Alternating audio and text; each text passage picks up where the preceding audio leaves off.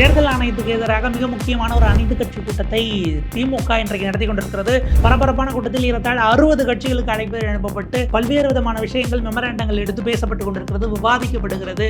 ரொம்ப முக்கியமாக பீகாரில் இருந்து தமிழ்நாட்டிற்கு புலம்பெயர்ந்து வந்தவர்களுக்கு இங்கு வாக்குரிமை கொடுப்பதற்கான வேலைகளை தேர்தல் ஆணையம் கொடுத்திருக்கிறது என்கிற செய்தி இப்போது 2 நாட்களாக பேசுபொருளாக இருந்த அனைத்து கட்சி கூட்டத்தில் விவாதமாக மாறியிருக்கிறது. இதனுடைய பின்னணி நம்ம மிக நுட்பமாக ஆராய வேண்டியிருக்கிறது. எஸ்ஐஆர் என்பதே அடிப்படையில் வெவ்வேறு மாநிலங்கள்ல இருந்து வந்தவங்களை நீக்கிட்டு இங்க சேர்ப்பதற்கான தொடக்க புள்ளி தானா? அதனுடைய ஃபேஸ் 1 தான் எஸ்ஐஆர். ஃபேஸ் 2 அந்தந்த மாநிலங்களில் பல்வேறு மாநிலங்களைச் சேர்ந்தவர்களை குடியமர்த்துவதற்கான வேலையா என்கிற பொலிட்டிக்கலான கேள்வியும் எழுகிறது.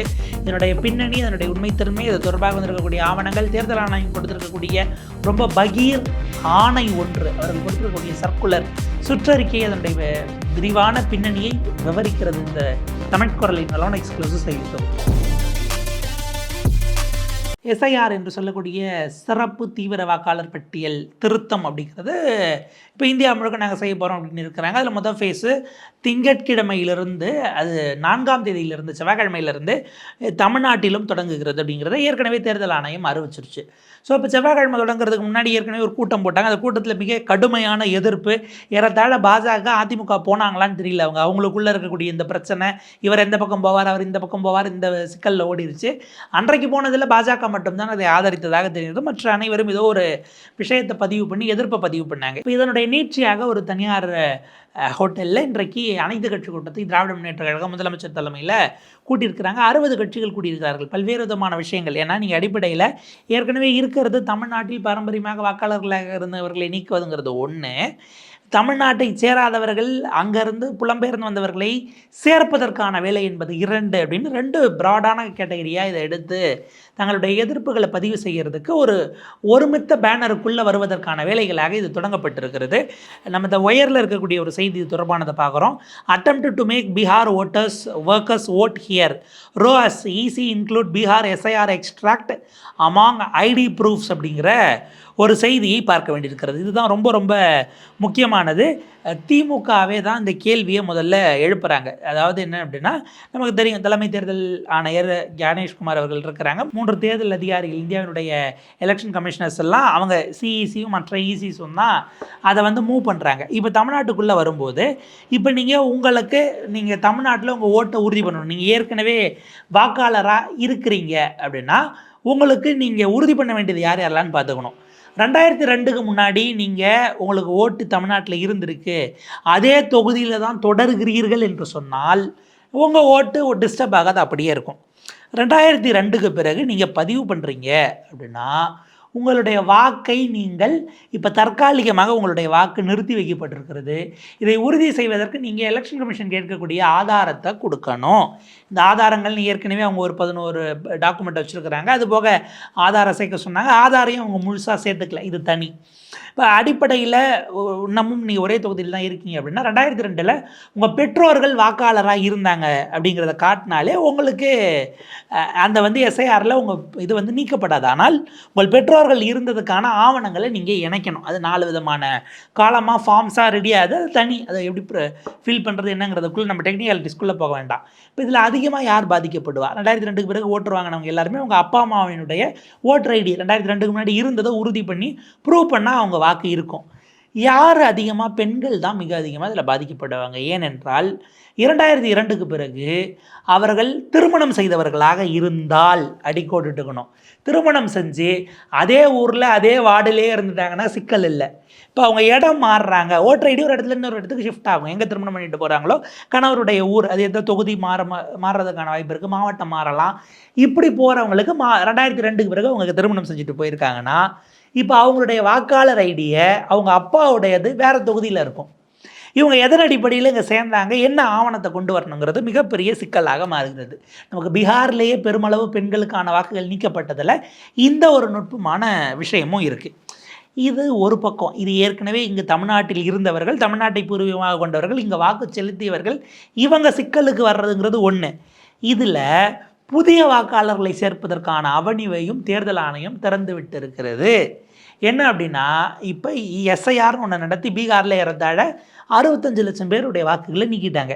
இந்த 65 லட்சம் பேர் அவ்வளோதானா, இனிமேல் அவங்க பீகாரில் ஓட்டே போட முடியாதானா? அது கிடையாது.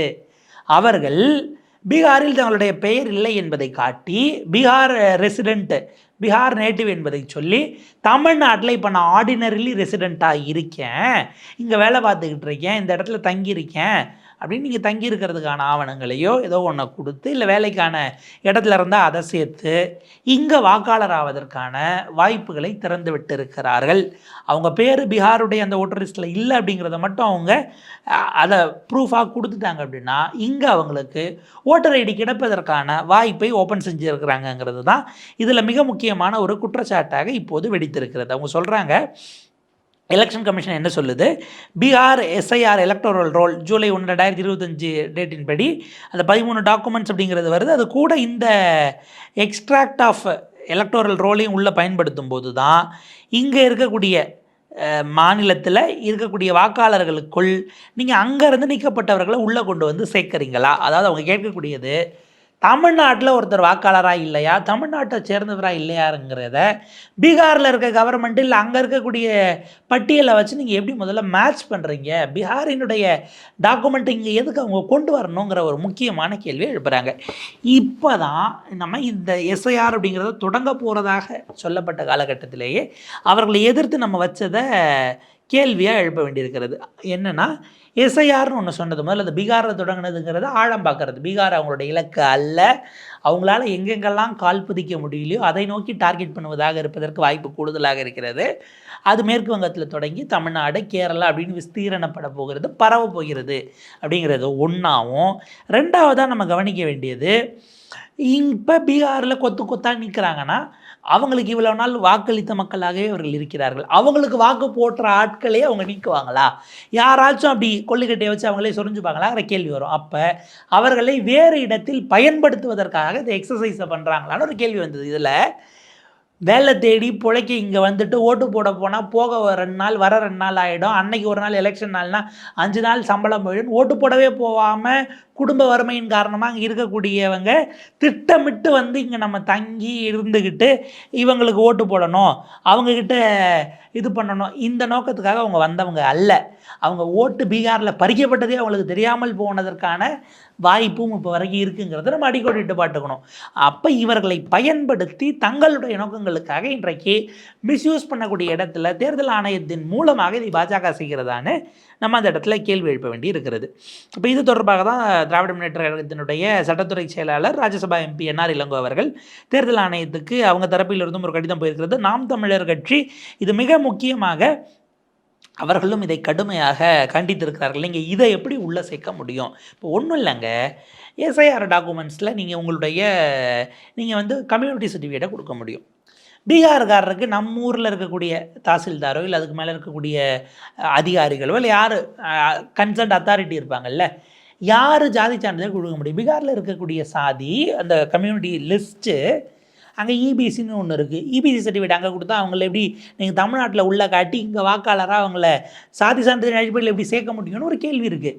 பீகாரில் இருக்கிறவனே கொடுத்த சர்டிஃபிகேட்டை பீகார்காரனே நம்பி அவனுக்கு ஓட்டு கொடுக்கலன்னா அதை எதன் அடிப்படையில் நம்பி தமிழ்நாட்டில் அவர்களுக்கு வாக்கு உரிமையை கொடுக்க முடியுங்கிற கேள்வி இருக்குது. இப்போ அடிப்படையில் அவர்களுக்கு வாக்குரிமை இருக்கக்கூடாதுங்கிறது நம்முடைய சிக்கல் அல்ல. அவர்களுக்கு வாக்குரிமை இருக்க வேண்டும், அவர்களுடைய மண்ணில் இருக்கணும்.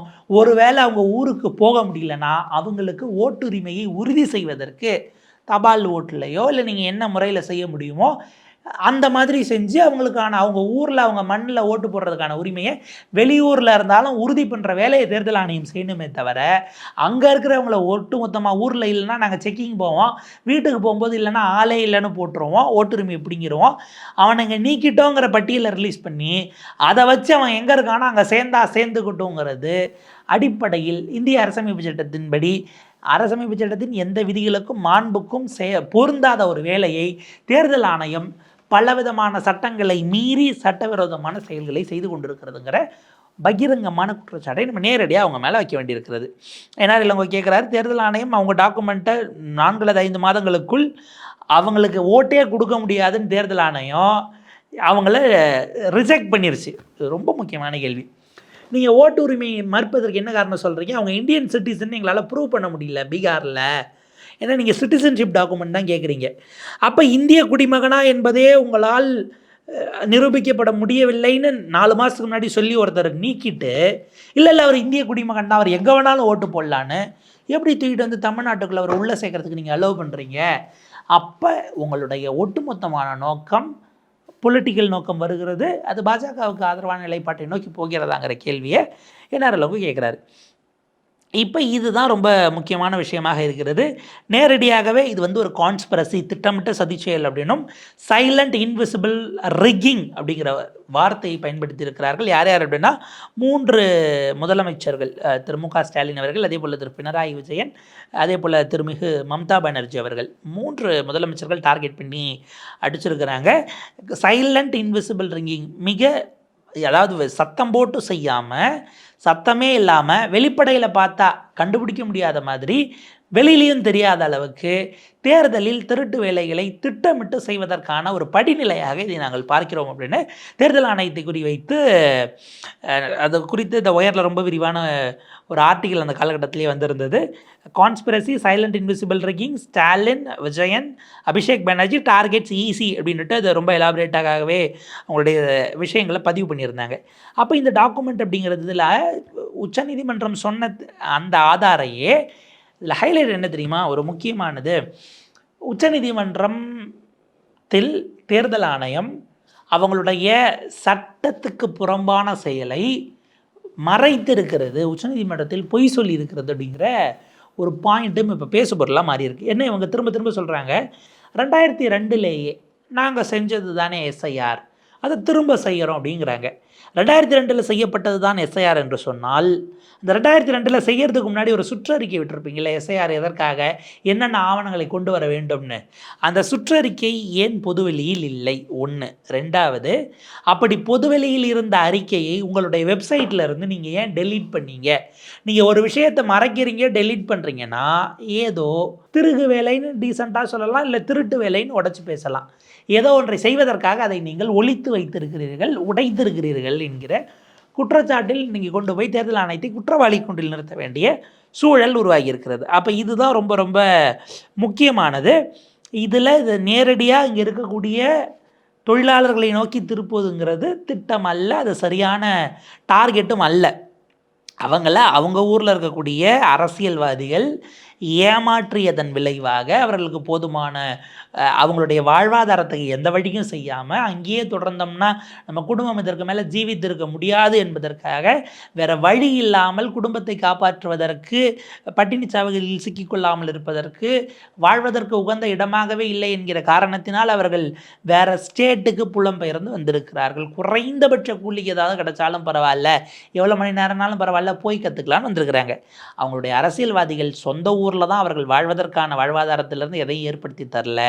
இப்போ அந்த ஊர்கோடு இருந்த உறவையும் அறுத்து விடுவதற்கு தேர்தல்னு வந்தால் ஓட்டு போட வர்றத அந்த உரிமையும் பறிக்கக்கூடிய இடத்திற்கு இன்றைக்கு அங்கே இருக்கக்கூடிய பீகார் அரசியல் பொலிட்டிக்கல் கிளாஸில் தொடங்கி இங்கே இருக்கக்கூடிய மத்தியில் இருக்கக்கூடிய பாஜக வரைக்கும் வந்திருக்கிறார்கள் என்பதில் இரட்டை விக்டிம்ஸ், 2 நிலைகளிலும் இருந்து பாதிக்கப்பட்டவர்களாக அந்த மக்கள் இருக்கிறார்கள் நம்ம பார்க்க வேண்டியிருக்கு. இந்த 60 கட்சிகள் இணைந்து இன்றைக்கி பேசக்கூடியது அதில் என்ன மாதிரியான முடிவுகளை எடுக்கிறாங்க, தேர்தல் ஆணையத்துக்கு எதிராக இதை எப்படி அவங்க மூவ் பண்ண போகிறாங்க, நீக்கக்கூடாது அப்படின்னா அதை எப்படி கண்டெஸ்ட் பண்ண போகிறாங்க, ஒரு ஆப்டிமைஸ், அதாவது பூனைக்கு யார் மணி கட்டுறதுங்கிறதா நீ கேள்வியாக இருக்குது. பீகாரில் மட்டும் செய்யப்பட்ட போது அது பீகாரினுடைய பிரச்சனைன்னு பார்த்துட்டு எல்லாரும் அமைதியாக இருந்துட்டாங்க. இப்போ தமிழ்நாட்டுக்கு வந்திருக்கிறது, தமிழ்நாட்டு அரசியல் கட்சிகள் இந்த தீவிரத்தை உணர்ந்திருக்கிறாங்களான்னு ஒரு பாயிண்ட் இருக்குது. உள்ளே என்னென்ன பிரச்சனைகள் எழுப்ப போகிறாங்க, எப்படி செயல்பட போகிறார்கள்ங்கிறத ஆப்டிமைஸ் பண்ண போகிறாங்க. ஒருங்கிணைஞ்சு 60 கட்சிகள் இணைஞ்சு நீதிமன்றத்துக்கு போயிட முடியுமா? நீதிமன்றத்துக்கு போனால் அது இப்போ இன்னைக்கு நேரத்து கிடைக்கக்கூடிய சொல்யூஷன் தானா? இது அரசியல் சிக்கலாகவும் இருக்கிறது. இப்படியான பல கேள்விகள் இருக்கிறது. இதில் ஏற்கனவே அடிப்படையில் 3 பேர் அழைக்கப்படவில்லை இந்த கூட்டத்துக்கு. இது தமிழ்நாடு அரசு நடத்துகிற கூட்டம் இல்லை, திமுக என்கிற கட்சி நடத்துகிற கூட்டம். இந்தியா கூட்டணிக்கு மட்டுமல்ல, அனைத்து கட்சி கூட்டமாக அவங்க கூப்பிட்டுருக்காங்க. ஆனால் 3 பேருக்கு அழைப்பு தடுப்புள்ள. 1, திரு எடப்பாடி பழனிசாமி அவர்கள் அதிமுகவுக்கு போகலை. 2வது பாஜக, பாரதிய ஜனதா கட்சிக்கு அழைப்பு தடுப்புள்ள. 3வது பாட்டாளி மக்கள் கட்சி, அதாவது அன்புமணி அவர்கள், அவர் தான் தலைவர்னு தேர்தல் ஆணையம் அந்த இதுக்கான கமெண்ட்ஸ்லாம் அவங்களுக்கான அந்த லெட்டர்லாம் அனுப்பியிருக்கிறதுனால அன்புமணி தலைமையிலான பாமக அவர் தான் பாமகன்னு நம்ம எடுத்துக்கலாம் நீ ரேட்டுக்கு ஆஸ் ஆன் ரெக்கார்ட்ஸு. நிறுவனர் இந்த பக்கம் இருக்கார், அவருக்கு போயிருக்கு. ஸோ இவர்கள் 3 பேரை நீக்கியதுங்கிறது ஒரு பொலிட்டிக்கல் மெசேஜ் தான். வரக்கூடியவர்கள்லாம் சேர்ந்து என்ன முடிவெடுக்க போகிறார்கள்ங்கிறது பொலிட்டிக்கல் மெசேஜ். இதற்கு விஜய்க்கு அழைப்புதல் கொடுத்தது என்பதும் ஒரு பொலிட்டிக்கல் மெசேஜ். விஜய் அதை எப்படி ஹேண்டில் பண்ணுறாருங்கிறதும் அரசியலாக இருக்குது. பட் இந்த அரசியலெல்லாம் தாண்டி சாமானிய மக்களுடைய உரிமையை மீட்பதற்கு பொலிட்டிக்கல் பிளேயர்ஸ் என்ன செய்ய போகிறாங்கங்கிறது தான் பிரதானமான கேள்வி. அந்த கேள்விக்கான பதில், அதற்கான திட்டமிடுதல்கள், அதை நோக்கிய ஒரு விஷயமாக இது நகர்கிறதாங்கிறத பொறுத்து என்ன முடிவெடுக்கிறார்கள், எப்படி தங்களுடைய எதிர்ப்பை போராட்ட வடிவத்தை அமைத்துக் கொள்கிறார்கள் என்பது குறித்து மற்றும் ஒரு காணொலியில் விரிவாக சந்திக்கலாம். இணைந்திருங்கள் தமிழ் குரலோடு.